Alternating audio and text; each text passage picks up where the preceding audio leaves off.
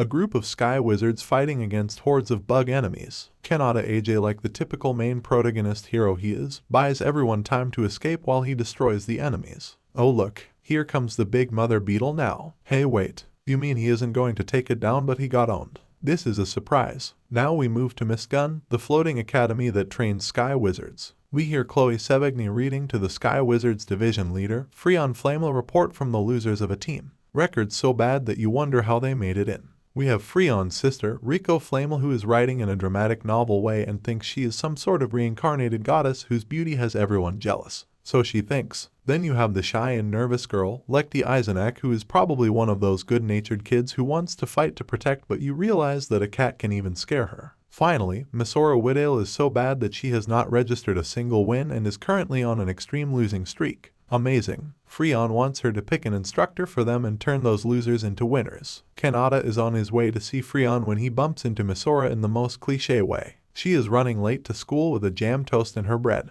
He isn't putting up that panicky reaction, like as though he experienced it a million times. Since the bread falls on his crotch, she accuses him of being a pervert and all. So he needs to take responsibility now. Before she knows it, he is gone. As he is washing up, he sees Rico vainly admiring herself at the glass mirror. She realizes he is watching and thinks he is fascinated by her beauty. Parasin, when she sees him only in his pants, she calls him a pervert as she thinks she is so hell of a beautiful that he couldn't contain his horny lust. He mistakenly enters the female's washroom. Lekti happened to go in when he is just about to go out. Shy girl thinks he is a pervert. What the hell is wrong with these girls? He passes by Yuri Floster, who is still mad about him for being a traitor. Chloe cools things down. Kanata mentions he is purposely doing so because Yuri joined the team to be with him and must still be feeling hurt. As she is poor in controlling her emotions, this is the only way to vent it out. Is it? Chloe tells him she has struck a deal with him and he knows it is trouble with that kind of smile. Taken to see Freon, Kanata is told he will become an instructor for Team Fire Team E601, the worst team ever. Why him? What about others? Fully booked. Besides, he is so free in helping out other divisions, so why not this? Whatever. Kanata agrees to take up the job.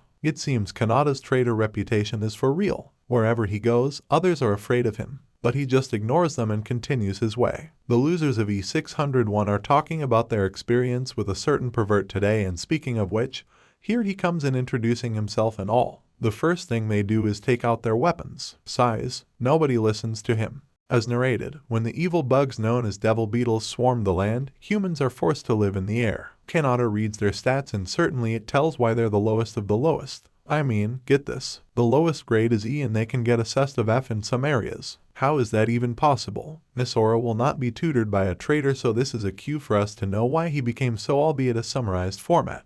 When Kanata fought some devil beetles alone, he somehow managed to run home alive. Ever since then he became a coward in not fighting more devil beetles. He also refused to take part in important ranked matches and thus depriving his team to be promoted to higher ranks. However, Kanata knows none of them has won a ranked match either. He lets them dream if they are trained by him, their skills will grow and defeat other higher ranked teams in no time. This sounds tempting, especially Misora and Lekti starting to fantasize their ideals. However, Rico will not be fooled. She believes as a goddess she doesn't need all this crap. Kanata has the ideal reply for that. Considering her data and how she doesn't show her skills, it is possible she is ranked lower than Misora. A goddess, lower than human scum. No way. She'll do it to show him. Taking to the skies, the rule is simple. They can use their weapon, and if they can manage to bring him down riding on this inefficient flying board, they win.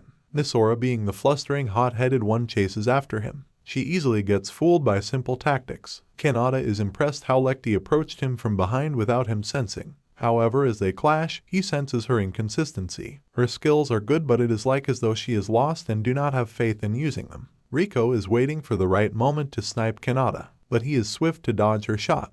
At the end of the training, we are rewarded with fanservice of the losers changing and in their undies. Rico continues to be cocky and pisses off Misora, and with such scenes, you must have the big boobs comparison to rile the other party. Sure, Rico is the biggest of them all, but Misora can't believe that Lekti is even bigger than hers. So are they going to kill each other in their underwear? And for some odd reason which I can only think of as silly and typical cliché, Kanata walks in to tell them about their next training.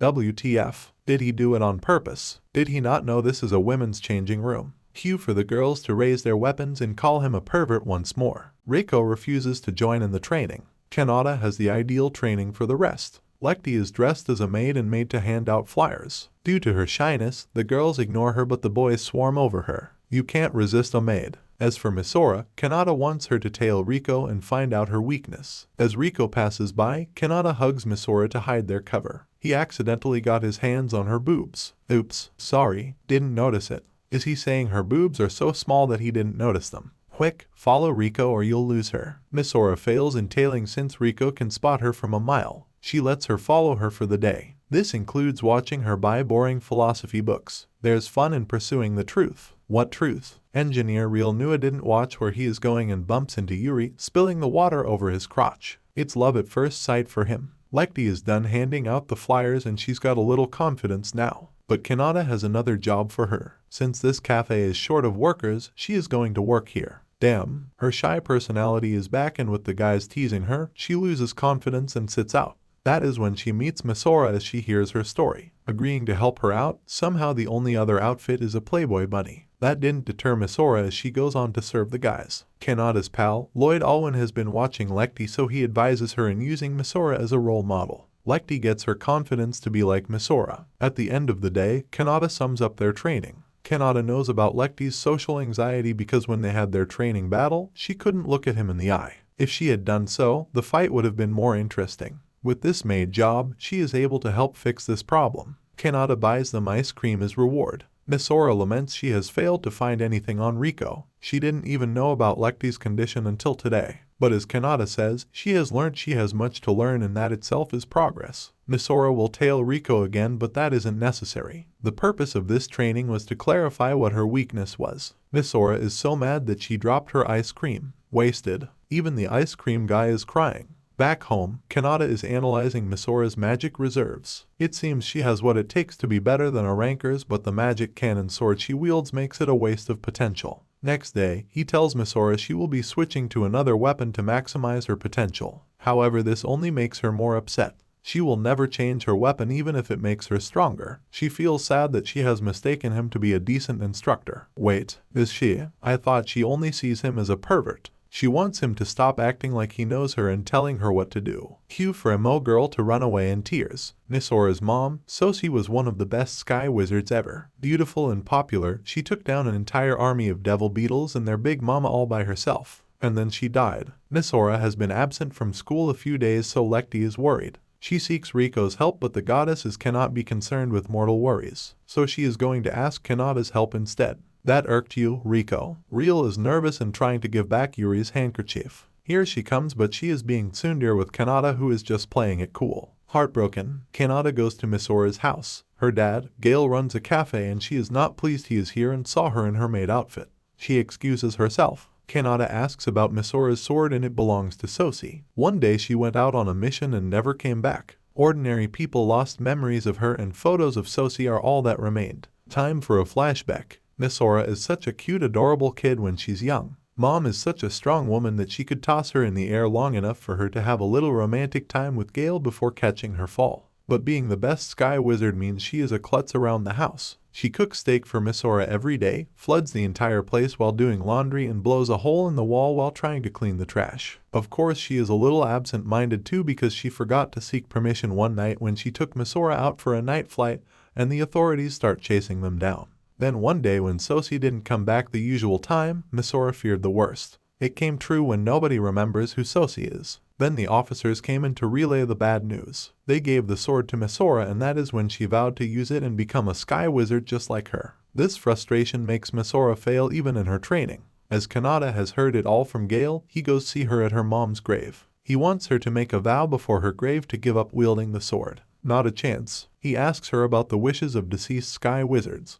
To protect the people and even more, to protect the ones they love. Gale told Kanata that he lost all memories of Sosi when she died. It still scares him if Misora dies, he will all memories of her too. Kanata is telling Misora if she remains stubborn, the risk of dying increases. She remains stubborn and wants to continue wielding this sword in hopes that it will make others remember Sosi. Of course, that has never happened before. This was just a test to see Misora's resolve. Since she is that determined, Kanata will support her. The road ahead will be tough, so make a vow to her mom and that sword that she will become strong enough to protect everyone including herself. As her instructor, he will help carry her burdens. Misora goes apologize to Lecty for making her worry. Riko, spying on Kanata, has discovered this instructor has become quite the interesting person he is. Kanata is gauging the team his girls will face next when Riko walks up to him and rubs it into his face about her godly beauty. He laughs, and this brings back unwanted memories of how Riko could never catch up to her sister and was always taunted by other kids for claiming herself to be a goddess. When Misora and Lecty ask Riko to join them in training, again she refuses, giving that goddess crap answer. Misora is about to get down on her knees to beg, but Kanata won't let her do that.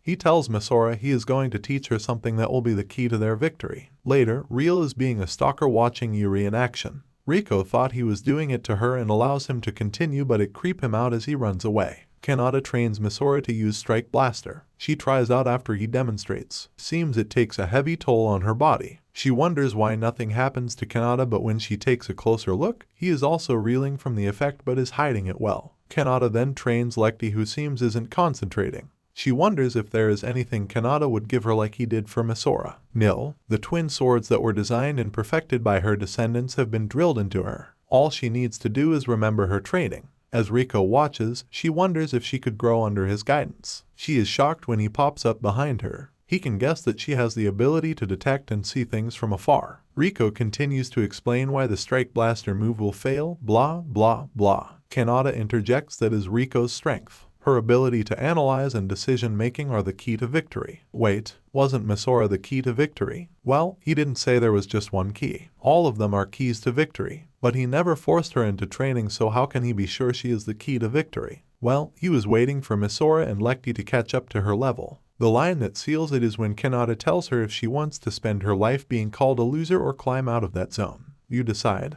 And so, with her goddess pride still intact, Riko joins the rest in training. Now the girls are ready for their match. Of course their opponents look down on them, but it will only be better for them because causing an upset will be a blast. Too bad the match is on hold when the red alert sounds. Devil beetles are coming their way. Kanata and his girls help in the evacuation. Oh look, Lecty found a lost little girl. Just great. The swarm has just arrived. Misora, fueled by the passion of her late mom to protect everybody, manages to get a shot right. Hey, one bug down, millions more to go. But when she uses Strike Blaster, it destroys part of the city. It took out her dad's cafe too. A bit too enthusiastic, isn't she? After getting the little girl to safety, a higher level enemy bug is detected, Chimera Deneb.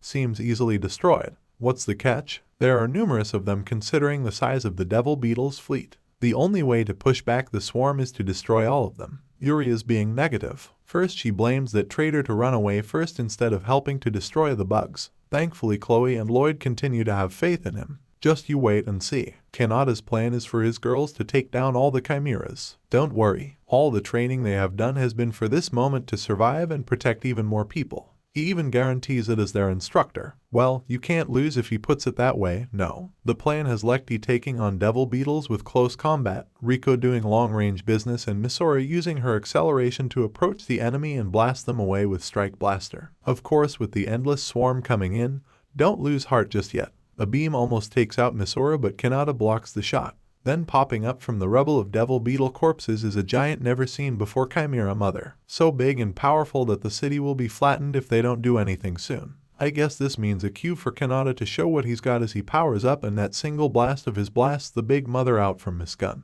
Oh man, he collapses after using too much power. But don't worry, he is still alive. He can't be dying on his harem, can he? Real, who is worried about Yuri, continues to face unfortunate circumstances. A bug part drops before him.